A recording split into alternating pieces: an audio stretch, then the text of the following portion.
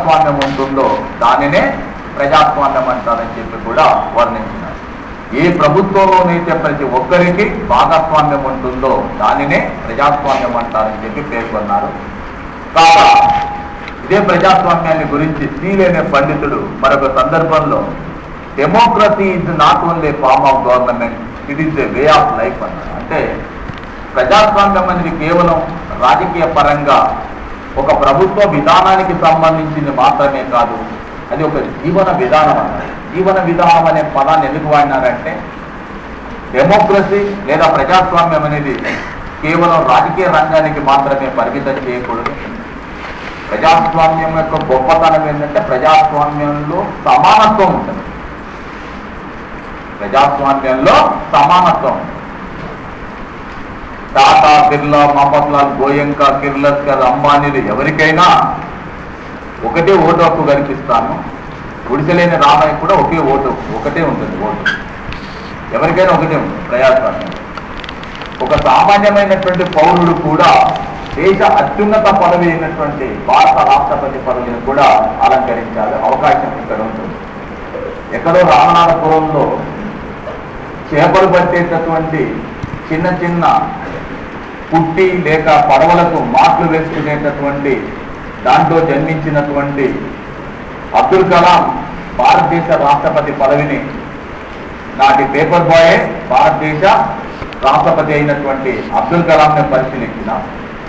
అదేవిధంగా ఒక దళిత కుటుంబంలో జన్మించినప్పటికీ భారతదేశం యొక్క అత్యున్నత పదమైనటువంటి భారత రాష్ట్రపతి పదవిని అలంకరించిన కేఆర్ నారాయణను కూడా చూసినాం. ఇది ప్రజాస్వామ్యం యొక్క గొప్పతనం ఏంటంటే ఒక సామాన్యమైన వ్యక్తి సైతం దేశ అత్యున్నతమైన పదవులను కూడా చేరుకునే అవకాశం అంటే సమానత్వం ఉంటుంది ప్రజాస్వామ్యం. అయితే నేను ఇంతకుముందు చెప్పింది ఏంటంటే ప్రజాస్వామ్యం అనేది ఒక రాజకీయ కోణంలో మాత్రమే కాదు, సామాజికంగా కానీ, ఆర్థికంగా కానీ, సాంస్కృతికంగా కానీ, విద్యాపరంగా కానీ అన్నింటిలో కూడా ఇలాంటి సమానత్వం ఉండాలి. సామాజికంగా ఉండేటటువంటి తేడాలు ఏవైతున్నాయో కులపరమైన, వర్గపరమైన, వర్ణపరమైన తేడాలు ఏవైతున్నాయో అవి ఉండకూడదు. ఆర్థికంగా ధనవంతులు పేదలు ఉండేటటువంటి తేడాలు ఉండకూడదు. అదేవిధంగా సాంస్కృతికంగా కొన్ని సంస్కృతులు అభివృద్ధి చెంది మరికొన్ని సంస్కృతులు వెనకబడి ఉండకూడదు. విద్యాపరంగా అందరికీ సమాన అవకాశాలు కలిపి ఇలాంటి అన్ని అంశాలలో కూడా డెమోక్రసీ ఉండాలంటే, ప్రజాస్వామ్యం ఉండాలంటే, సమానత్వం ఉండాలంటే స్టీల్ అనేవాడు చెప్పిందండి democracy not only form of government, it is a way of life, అనేది ఒక జీవన విధానంగా మారాలని చెప్పి చెప్పింది. ఇంకా అనేక రకాలైనటువంటి నిర్వచనాలను పరిశీలించిన తర్వాత ఎందుకు ఈ ప్రపంచం మొత్తం కూడా ప్రజాస్వామ్య విధానం పట్ల మక్కువ చూపుతుంది? ప్రజాస్వామ్యం అంటే ఎక్కువగా అంటే ప్రపంచం 190% దేశాలు ప్రజాస్వామ్య విధానాన్ని ఎందుకు అనుసరిస్తున్నవి? ఆధునిక యుగాన్ని ప్రజాస్వామ్య యుగాన్ని ఎందుకు అంటున్నాము అంటే ప్రజాస్వామ్యం యొక్క గొప్పతనం ఏంటంటే ప్రజాస్వామ్యంలో ప్రజలే పాలకులు, ప్రజలే పాలితులు. పాలకులు ప్రజలే, పాలితులు కూడా ప్రజలే. ప్రజలు పరిపాలించేటటువంటి ప్రభుత్వాలన్నీ కూడా ప్రజల ద్వారానే వస్తాయి. ప్రజాస్వామ్యంలో అంతిమ సార్వభౌములు ప్రజలే. ప్రజల నిర్ణయాన్ని అనుసరించి ఇక్కడ సర్వం నిర్వహించబడుతుంది. ఎలా అంటే ఈ దేశాన్ని, రాష్ట్రాన్ని ఎవరు పరిపాలించాలి, ఏ పార్టీ పరిపాలించాలి, ఏ నాయకుడు పరిపాలించాలని నిర్ణయించేది ప్రజలే. ఎవరు పరిపాలించాలని నిర్ణయించేది ప్రజలే. ఈ పరిపాలన ఎలా ఉండాలి అని నిర్ణయించేది కూడా ప్రజలే. ఏ ప్రభుత్వమైనా ప్రజాభిప్రాయాన్ని అనుసరించే పరిపాలన చేయాల్సి ఉంటుంది. ఏ ప్రభుత్వమైనా కూడా ప్రజల యొక్క అభిప్రాయాన్ని అనుసరించే పరిపాలన చేయాలి. ఒకవేళ నువ్వు ప్రజాభిప్రాయాన్ని తీసి పక్కకు పెడితే ప్రజలు కూడా నిన్ను తీసి పక్కకు పెడతారు. నువ్వు ప్రజాభిప్రాయాన్ని తీసి పక్కకు పెట్టేస్తే ఆ ప్రజలే నిన్ను కూడా తీసి పక్కకు పెడతారు. అంటే ఒకవేళ ప్రజలు చెప్పినట్టు పరిపాలన చేయకపోతే ఆ ప్రభుత్వాన్ని మెడలు పెట్టి కలిసి దించేది కూడా ప్రజలే. దాని స్థానంలో కొత్త ప్రభుత్వాన్ని ఎన్నుకునేది కూడా ప్రజలే. అంటే ఎవరు పరిపాలించాలి అని నిర్ణయించేది ప్రజలే, ఎలా పరిపాలించాలని నిర్ణయించేది ప్రజలే. ప్రజలు చెప్పినట్టు పరిపాలన చేయకపోతే ఉన్న ప్రభుత్వాన్ని అధికారం నుంచి తొలగించేది ప్రజలే. దాని స్థానంలో కొత్త వాళ్ళని ఎన్నుకునేది కూడా ప్రజలే. అందువలన ప్రజాస్వామ్యంలో ప్రజలే పాలకులు, ప్రజలే పాలితులు, ప్రజలే అంతిమ సార్వభౌములుగా ఉంటారు. ప్రజలకు నచ్చిన ప్రభుత్వాలే వస్తాయి. ప్రజలకు నచ్చినట్లుగానే మెచ్చినట్లుగానే పరిపాలన చేయాలి. చేయకపోతే ఆ ప్రభుత్వాన్ని అధికారం నుంచి తొలగించేది కూడా ప్రజలే. కాబట్టి ప్రపంచంలో ఉండేటటువంటి దాదాపుగా 190% దేశాలు వాళ్ళ ప్రజాస్వామ్య విధానాన్ని అనుసరిస్తున్నవి. ప్రజాస్వామ్యం అంటే ప్రజల యొక్క పాలన. ప్రజల యొక్క పాలన అంటే ప్రజలే పాలకులు, ప్రజలే పాలితులుగా ఉంటారు. సో భారత రాజ్యాంగ నిర్మాతలు దేశానికి స్వాతంత్రం వచ్చి రాజ్యాంగాన్ని రచించేటప్పుడు మన దేశాన్ని ఒక ప్రజాస్వామ్య దేశంగా ఏర్పాటు చేస్తున్నారు. అందువల్లనే రాజ్యాంగంలో ఉన్నటువంటి 326 అధికారులను అనుసరించి సార్వత్రిక వయోజన ఓటు హక్కును కల్పించడం జరిగింది. అంటే సర్వజనులకు కూడా కుల, మత, వర్గ, వర్ణ, స్త్రీ పురుష తేడాలు, జన్మస్థల తేడాల ఆధారంగా ఏ వ్యక్తి కూడా ఓటు హక్కు నిరాకరించకుండా సార్వత్రిక వయోజన ఓటు. సార్వత్రిక అంటే సర్వజనులకు సమాన ప్రాతిపదిక పైన, ఏ ప్రాతిపదిక పైన వయస్సును ప్రాతిపదికగా చేసుకొని ఓటు హక్కు కల్పించినాం తప్ప కులాన్నో, మతాన్నో, వర్గాన్నో, వర్ణాన్నో తీసుకొని ఓటు హక్కు కల్పించలేదు. సర్వజనులకు సమాన ప్రాతిపదిక. ఏమిటా సమానం అంటే వయస్సు అనేటటువంటి సమాన ప్రాతిపదికను ఆధారం చేసుకుని ఓటు హక్కు కల్పించినాం. 18 సంవత్సరాలు నిండినటువంటి అన్ని కులాల వారికి, అన్ని మతాల వారికి, అన్ని వర్గాల వారికి, అన్ని వర్ణాల వారికి, స్త్రీలకు, పురుషులకు జన్మస్థల తేడా లేకుండా అందరికీ కూడా ఒకే రకమైనటువంటి ఓటు హక్కు కల్పించడం జరిగింది. అందువల్ల ఈనాడు 2009 ఎన్నికల సందర్భంగా 71.4 కోట్ల మంది ఓటర్ల చేత ప్రపంచంలోనే అతిపెద్ద ప్రజాస్వామ్య దేశంగా భారతదేశం నిలిచింది. ఇప్పటి వరకు ఈ దేశంలో ప్రజాస్వామ్యబద్ధంగా 15 సార్లు ఎన్నికలు నిర్వహించుకోవడం జరిగింది. 1952 నుంచి 2009 వరకు జరిగినటువంటి ఎన్నికలు 15 సార్లు భారత పార్లమెంట్ ఎన్నికలు జరిగినాయి. ఈ దేశం ప్రజాస్వామ్యబద్ధంగా అనేక ఒడిదొడుకులను, సమస్యలను ఎదుర్కొన్నప్పటికీ ప్రపంచంలో అనేక దేశాల మాదిరిగా నియంతృత్వంలోకి వెళ్ళలేమని. పాకిస్తాను, లేకపోతే బంగ్లాదేశ్, అనేక దేశాలు నియంతృత్వ పాలనలోకి, మన పట్టణ బర్మాను, అనేక దేశాలు నియంతృత్వ పరిపాలనలోకి వెళ్ళిపోయినాయి. ప్రభుత్వాలు పడిపోయినాయి, రాజ్యాంగాన్ని రద్దు చేసుకున్నాయి. కానీ భారతదేశం ప్రజాస్వామ్యాన్ని అనుసరిస్తుంది. భారత ప్రజాస్వామ్యానికి ఏం సమస్యలు లేవని కాదు. సమస్యలు వచ్చినప్పుడు వాటిని పరిష్కరించుకుంటూనే అంటే ప్రజాస్వామ్య దేశంగా నిలబడింది తప్ప ఈ ప్రజాస్వామ్యాన్ని రద్దు చేసుకొని మళ్ళీ నియంతృత్వంలోకో, మిలిటరీ ప్రభుత్వ పరిపాలనలోకో మాత్రం వెళ్ళలేదు. ప్రజాస్వామ్య విధానాన్నే కొనసాగించడం జరుగుతుంది. ఇకపోతే గణతంత్ర రాజ్యం. గణతంత్ర రాజ్యం అనగా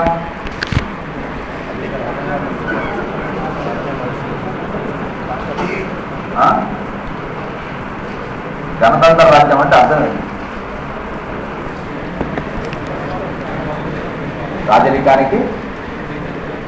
రాజరికం లేకుండా. ఎందుకంటే రాజరికం లేకుండా రాజరికానికి ఇప్పుడు ప్రజాస్వామ్యానికి ఉన్న తేడా ఏంటి?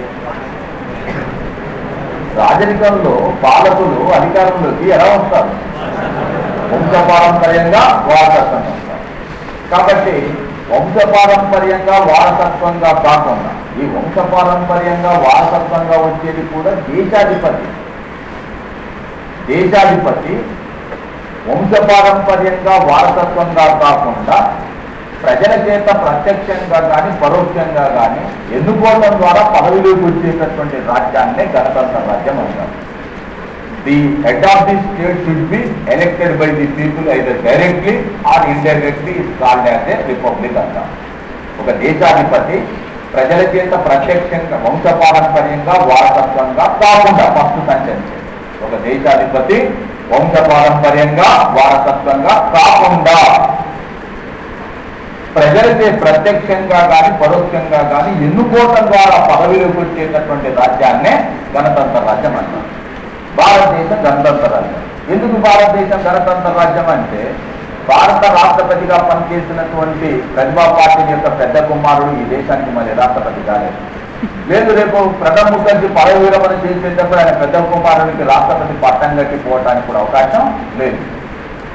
అంటే భారత రాష్ట్రపతి ఎలా పదవిలోకి వస్తున్నాడు? భారత రాష్ట్రపతిని రాజ్యాంగంలో ఉన్నటువంటి 54వ అధికరణం ఈ దేశానికి అధిపతి రాష్ట్రపతి. మీరు మళ్ళీ కూడా గుర్తుంచుకోవాల్సింది ఏంటంటే దేశాధిపతి అంటున్నాను. ఈ పదాన్ని బాగా గుర్తుంచుకోండి. దేశాధిపతి వంశపారంపర్యంగా వారసత్వంగా కాకుండా ప్రజలచే ప్రత్యక్షంగా కానీ పరోక్షంగా కానీ ఎన్నుకోవటం ద్వారా పదవిలోకి రావాలి. వస్తే దాని గణతంత్ర రాజ్యం అంటారు.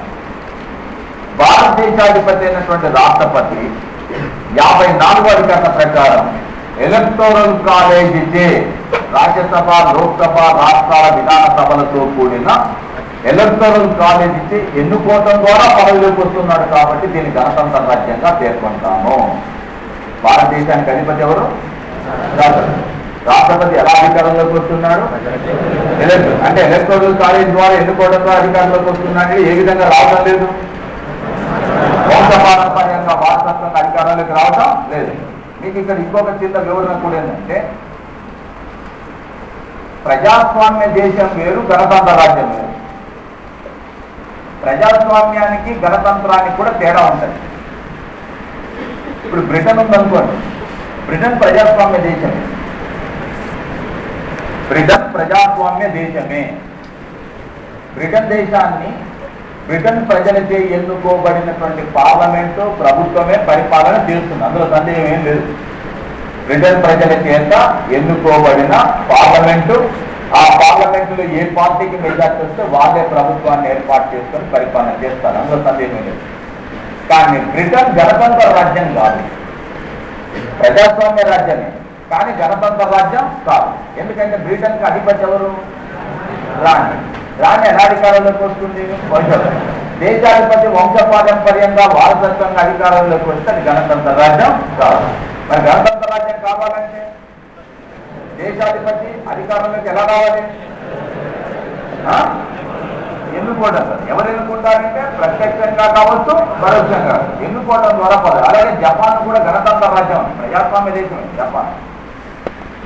జపాన్ దేశాన్ని జపాన్ ప్రజల చేత ఎన్నుకోబడినటువంటి ప్రభుత్వాలే పరిపాలన చేస్తారు. కానీ జపాన్కి అధిపతి అయినటువంటి ఆకిహిటో, హీరోహిటో అనేటటువంటి కుటుంబాలు, ఆ కుటుంబానికి సంబంధించినటువంటి వారే ఆ దేశానికి అధిపతులుగా కొనసాగుతారు.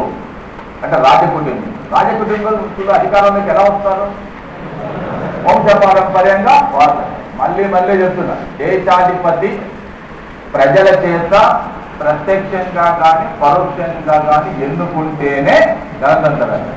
దేశాధిపతి వంశపారంపర్యంగా వారసత్వంగా అధికారంలోకి వస్తే అది గణతంత్ర రాజ్యం కాదు. బ్రిటన్, జపాన్లు ప్రజాస్వామ్య దేశాలే, కానీ ఏ రాజ్యాలు కావు? గణతంత్ర రాజ్యాలు కావు.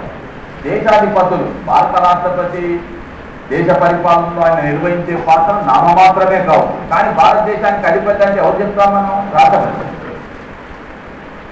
దేశ పరిపాలన మొత్తం ప్రధానమంత్రి నేతృత్వంలో ఉన్న మంత్రిమండలి చేస్తుంది.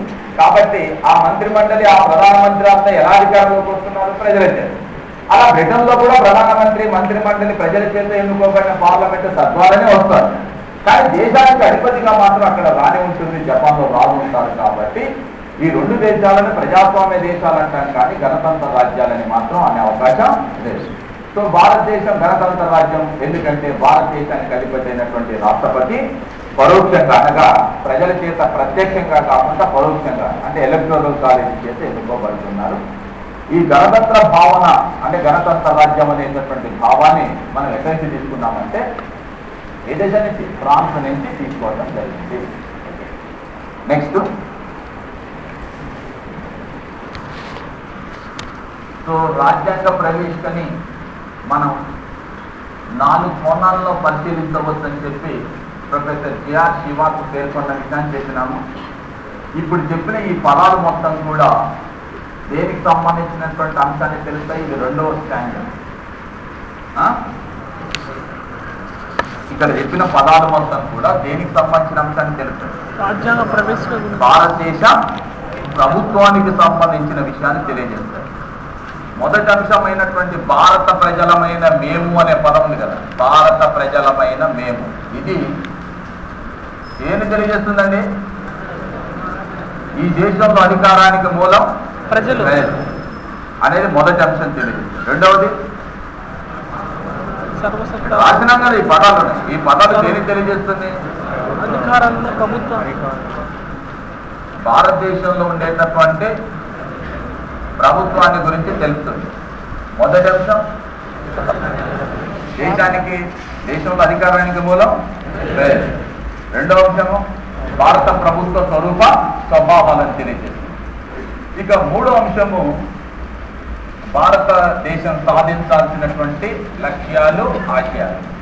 ఏంటివవి అంటే మొదటి అంశం న్యాయం, రెండవది స్వేచ్ఛ, మూడవది సమానత్వం, నాలుగవది సౌభ్రాతృత్వం, నెక్స్ట్ ఏకత మరియు సమాంతరం.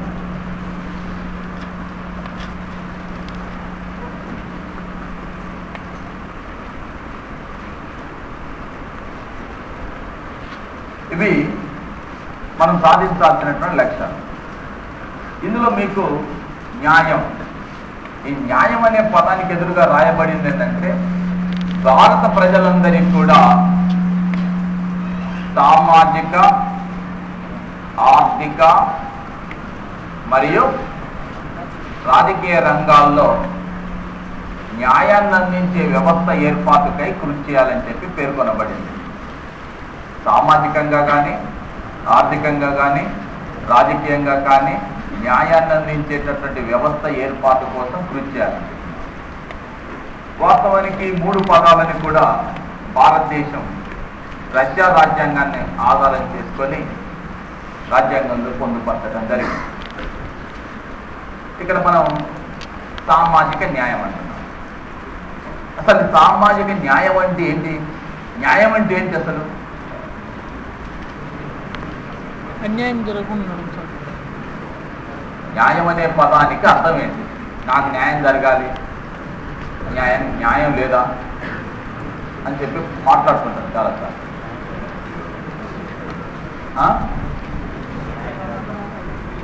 న్యాయంగా చెప్పండి ఎవరైనా.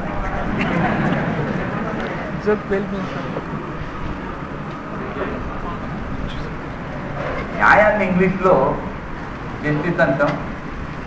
ఇది జాస్టేనియన్ చక్రవర్తి ప్రారంభంలో న్యాయాన్ని క్రోడీకరించేటప్పుడు ఈ జస్టిస్ అనేటటువంటి పదం జాస్టేసి అనే పదాలతోనే ఉద్భవించింది. జాస్టేసి అంటే అర్థం కలపటం, బంధించటం, ఒకటిగా చేయటం అని అర్థం. అంటే ఎవరు కూడా ఎలాంటి అసమానతలకు గురి కాకుండా అందరూ కూడా ఒకే రకమైనటువంటి అవకాశాలు పొందడంతో పాటు చట్టం అందరినీ సమానంగా పరిగణించడంతో పాటు ఎలాంటి వివక్షతకు గురి చేయకుండా ఉండాలని పేర్కొనేటటువంటిది న్యాయం. అంటే వచ్చే అవకాశాలు సమానంగా ఉండాలి, ఎవరి పట్ల వివక్షత చూపకూడదు, అంటే తేడాలు చూపకూడదు, అందరూ కూడా సమానత్వ ప్రాతిపదికపై జీవించాలి. ఇది యాక్చువల్గా జస్టిస్ అనేటటువంటి పదం యొక్క అర్థం. ఓకే, అయితే ఈ న్యాయం భిన్న రకాలుగా ఉంటుంది. మన ఇక్కడ సామాజిక న్యాయం, ఆర్థిక న్యాయం, రాజకీయ న్యాయం అంటున్నాం. సామాజిక న్యాయం అంటే ఫస్ట్ భారతీయ సమాజం ఏదైతే ఉంటుందో ఈ సమాజంలో సమానత్వం ఉందా, లేక ఈ సమాజంలో పట్ల అసమానతలు ఉన్నదా అంటే ఏమున్నాయండి? అసమానతలు అంటే ఏ రూపంలో ఉన్నవి? ధనవంతుడు పేదవాడు, కులం కావచ్చు, మతం కావచ్చు, వర్గం కావచ్చు, వర్ణం కావచ్చు, భిన్నమైనటువంటి ఉన్నవి. ఈ సమాజంలో అంతస్తుల్లో కానీ, గౌరవం కానీ, మర్యాద కానీ, హోదా కానీ, గుర్తింపు కానీ కొంతమందికి లభిస్తుంది. ఈ సమాజం అనేది వాస్తవంగా రియల్గా చెప్పాలంటే Indian society is nothing but like A ladder. అంటే దీంట్లో బ్రాహ్మణ, క్షత్రియ, వైశ్య, శూద్ర ఇలాంటి వర్ణ వ్యవస్థతో కూడుకున్నది. దీంతో పాటు తదనంతర కాలంలో కులం అనేది మరొక కీలకమైనటువంటి పాత్రని పోషిస్తున్నది కూడా. ఈ కులం కావచ్చు, వర్ణ వ్యవస్థ కావచ్చు, ఇవి భారతీయ సమాజంలో పట ఈ అంతస్తుల దొంతలు, సోషల్ స్ట్రాటిఫికేషన్ అంటే సామాజిక స్థరీకరణ. సామాజిక స్థరీకరణ అంటే సమాజంలో ఉండేటటువంటి విభిన్న వర్గాల యొక్క గౌరవ మర్యాదలు, హోదా, గుర్తింపు ఇవంతా కూడా భిన్నత్వంతో కూడుకొని ఉన్నాయి. ఇదంతా సమానంగా లేదు, అసమానతలు ఉన్నాయి ఈ సమాజంలో. మరి ఈ అసమానతలు రావటానికి గల కారణం ఏమిటి? ఇలాంటి అసమానతలు రావటానికి గల కారణం ఏమై ఉండవచ్చు అంటే, సమాజంలో ఈ గౌరవం, మర్యాద, హోదా, గుర్తింపు ఇవన్నీ కూడా తేడాలు రావడానికి గల ప్రధాన కారణం, సమాజంలో అనాది నుండి కూడా మనం కొన్ని సాంఘిక దురాచారాలని పాటిస్తూ వచ్చినాం. అది అంటరానితనం కావచ్చు, కట్టు బానిసత్వం కావచ్చు, వెట్టి చాకిరి కావచ్చు, అదేవిధంగా బాల కార్మిక వ్యవస్థ కావచ్చు. ఇలాంటివి అనేక సాంఘిక దురాచారాలు ఉన్నాయి ఈ సమాజంలో. ఈ సాంఘిక దురాచారాలు అంటే అంటరానితనం, కట్టుబానిసత్వం, వెట్టి చాకిరి, పడుపు వృత్తి, బలవంతంగా భిక్ష మెట్టించడం, లేక బాల కార్మిక వ్యవస్థ, ఇవన్నీ కూడా ఈ సమాజంలో కొన్ని వర్గాలు మరికొన్ని వర్గాల పట్ల చూపిన వివక్షత, అసమానతలు, ఇవి కాలగతిలో సమాజంలో అసమానతలు రావటానికి, తేడాలు రావటానికి ప్రధాన కారణం. ఈ అసమానతల మూలంగా సమాజంలో అందరికీ సమానమైన గౌరవం లభించటం లేదు, సమానమైన గుర్తింపు లేదు, సమానమైన అవకాశాలు లేవు. నువ్వు ఇప్పుడు ఈ దేశంలో సామాజిక న్యాయాన్ని సాధించాలంటే, అందరికీ సమానత్వాన్ని కల్పించాలంటే, ఈ అసమానతలు ఇలా కొనసాగించడం ద్వారా కల్పిస్తామా? ఈ అసమానతల రూపమాపాలి, అసమానతల రూపమాపాలి. ఈ అసమానతలకు కారణం ఏంటిది? సమానత లేకపోవడం, సమాన అవకాశాలు లేకపోవడం. మీరు మామూలు మనుషులు కనిపించదు, నాకు మొత్తం దేవుళ్ళు, దేవతలు కనిపిస్తారు. నేను ఒక దగ్గర చెప్తూనే ఉన్నాను, ఈ సమాజం అనేది వర్ణ సమాజంగా, వర్గ సమాజంగా విడిపోయి ఉన్నది. వీళ్ళ మధ్యన అనేక అసమానతలు ఉన్నాయి. కొంతమందికి ప్రత్యేకమైన గౌరవం, ప్రత్యేకమైన హోదా, ప్రత్యేకమైన గుర్తింపు లభిస్తుంది, మరికొంతమందిని చిన్న చూపు చూస్తున్నారు. అంటే ఈ సమాజంలో చాలా మంది అసమానతలకు గురైనారు. నువ్వు ఈ దేశంలో ఏం సాధించాలంటున్నావు? సామాజిక న్యాయం. అంటే సమాజంలో ఉండేటటువంటి అసమానతలు అంటే ఎక్కడ ఉంటాయి? హిమాలయాలలో ఉంటాయి. ఎక్కడ ఉన్నాయి? సమాజంలో ఉంటాయి. అంటే మన మధ్యలో ఉన్నాయి. మన మధ్య ఉండేటటువంటి ఈ అసమానతలు రూపుమాపాలి, ఈ తేడాలు పోవాలి. ప్రతి మనిషి గౌరవప్రదమైన జీవనాన్ని గడపాలి, వాడి మనిషిని మనిషిగా గుర్తించాలి. సమాజంలో ఎలా అంతస్తులు, ఇవన్నిటిని గౌరవ మర్యాద, హోదా, గుర్తింపు ఏవైతుందో వీటిలో ఎలాంటి తేడాలు ఉండకూడదు, సమాన ప్రాతిపదికపై చూడాలి అంటున్నాం. ఈ సమాన ప్రాతిపదికపై చూడాలంటే అసలు సమాజం ఇప్పుడు ఏమున్నవి? అసమానత. ఈ అసమానతలు ఉన్నప్పుడు అందరినీ సమానంగా చూస్తామా? అసమానత లేకపోతే చూస్తామా? అసమానత లేకుండా. ఈ అసమానతలు ఇలా రావటానికి కారణాలు చాలా ఉన్నాయి. అసమానతలు రావటానికి గల ప్రధాన కారణం ఏంటి? సాంఘిక దురాచారం. అసమానతలు రావడానికి కారణం ఏంటిది? సాంఘిక దురాచారం. కాబట్టి ఫస్ట్ ఏం చేయాలి? సాంఘిక దురాచారాలని నిర్మూలిస్తే ఈ వేటి నిర్మూలించవచ్చు? అసమానతలను నిర్మూలించినట్లయితే ఈ సమాజంలో ఒకటి అందరికీ సమానమైనటువంటి న్యాయాన్ని అందించగలుగుతాం. కాబట్టి ఈ దేశంలో సామాజిక న్యాయాన్ని సాధించాలంటే ప్రభుత్వము, రాజ్యాంగము రెండు పద్ధతులను అనుసరించింది. ఒక పద్ధతి ఏమో సమాజంలో కొన్ని వర్గాలు అన్యాయానికి గురి కావటానికి, సమాజంలో అసమానతలు రావటానికి కారణమైనటువంటి ఈ సాంఘిక దురాచారాలన్నింటినీ కూడా నిర్మూలించాలి అని చెప్పి రాజ్యాంగంలో ఈ అంశాలని పొందుపరిచినారు. మీరు భారత రాజ్యాంగంలో ఉన్నటువంటి 17వ అధికరణ అంటరానితనాన్ని నిషేధిస్తుంది.